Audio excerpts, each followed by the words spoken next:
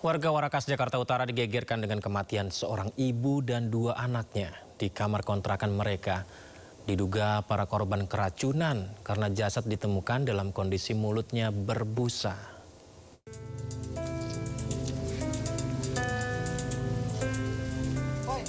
Polres Metro Jakarta Utara masih menyelidiki insiden penyebab 3 orang yang merupakan satu keluarga ditemukan tewas di rumah kontrakan mereka di Warakas, Jakarta Utara. Dari hasil identifikasi, korban diketahui bernama Siti Solihah 50 tahun dan dua anaknya, Afiah Adilah Jamaluddin 27 tahun dan Adnan Abrar Jamaluddin 13 tahun. Ada indikasi ketiga korban meninggal karena keracunan, karena jasad ditemukan dengan mulut berbusa dan terdapat ruam merah. Namun polisi masih selidiki penyebab pasti kematian korban. Untuk dugaan penyebab kematian belum bisa kita sampaikan saat ini karena proses analisa dan pemeriksaan masih berlangsung. Itu termasuk barang-barang yang tadi saya sebutkan masih dalam juga pemeriksaan dari lapor. Ya itu juga masih dalam pemeriksaan ya. Artinya yang secara kasat mata memang ada ruam merahnya, namun penyebabnya apa atau sebanyak apa karena apa masih dalam pemeriksaan dari dokter forensik yang menangani.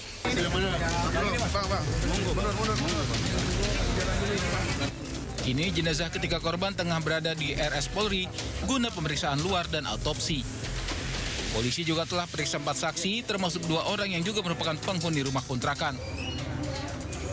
Dari Jakarta, tim liputan iNews melaporkan.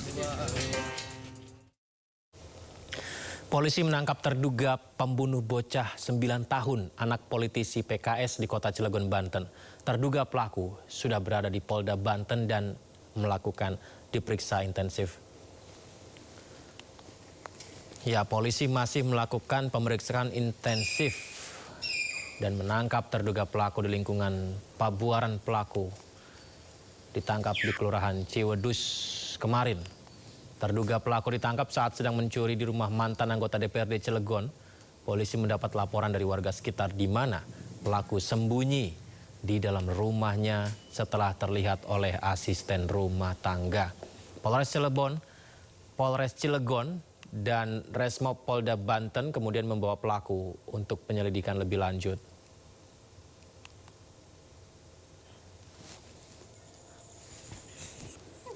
Ya, sebelumnya insiden berdarah terjadi di sebuah rumah mewah milik petinggi salah satu partai politik di perumahan Bukit Baja Sejahtera 3 Kota Cilegon. Bocah 9 tahun, anak pemilik rumah, ditemukan meninggal dunia dengan mengenaskan. Ada 19 luka tusuk dan 3 luka kekerasan benda tumpul.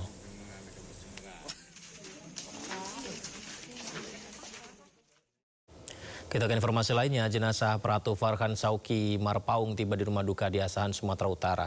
Pratu Farhan merupakan prajurit TNI yang bertugas di perbatasan Indonesia, Papua Nugini dan diduga meninggal dunia akibat dianiaya seniornya.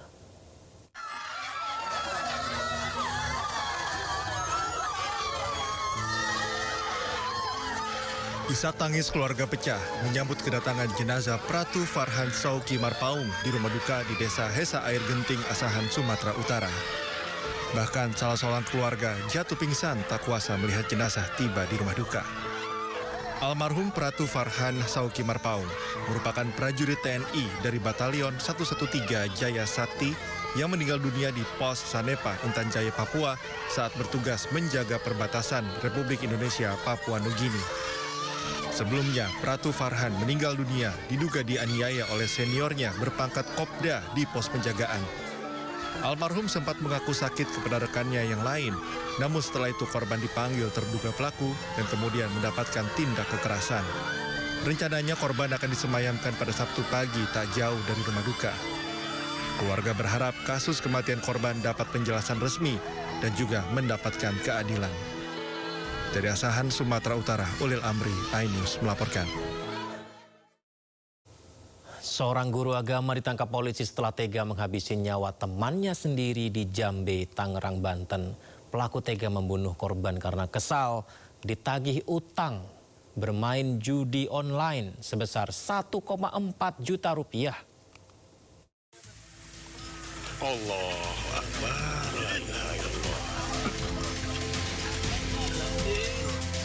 Warga Jambe, Tangerang, Banten digambarkan dengan temuan jenazah pemuda di semak-semak di pinggir jalan. Korban ditemukan tewas dengan luka senjata tajam di bagian tubuhnya. Sepeda motor, uang tunai, dan 2 unit ponsel milik korban juga raib dibawa pelaku.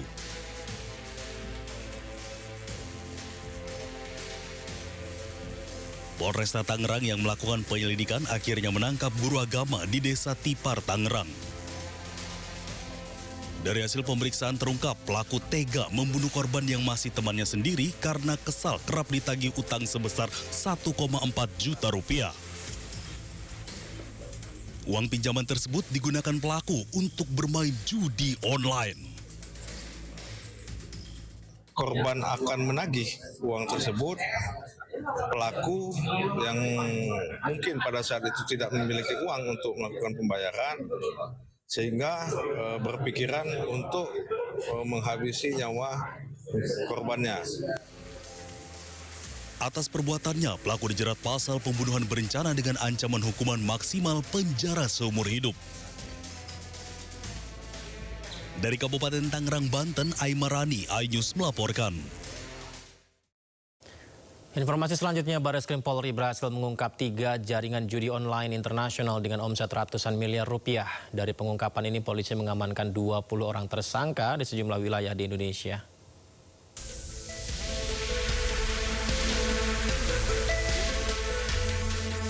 Direktorat Tindak Pidana Umum Barreskrim Polri mengungkap 3 kasus judi online jaringan internasional yang beroperasi di sejumlah wilayah. Pada Agustus 2025 lalu, polisi menggerebek jaringan judi online dengan situs t6.com dan WE88. Dari operasi yang digelar di Kabupaten Pamekasan, Kota Tangerang, dan Jakarta, polisi mengamankan 9 orang tersangka.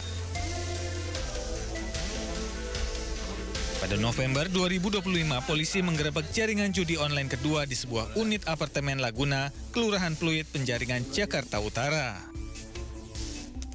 Dari pengungkapan ini, polisi mengamankan 4 orang tersangka yang berperan sebagai admin situs dan pengelola keuangan.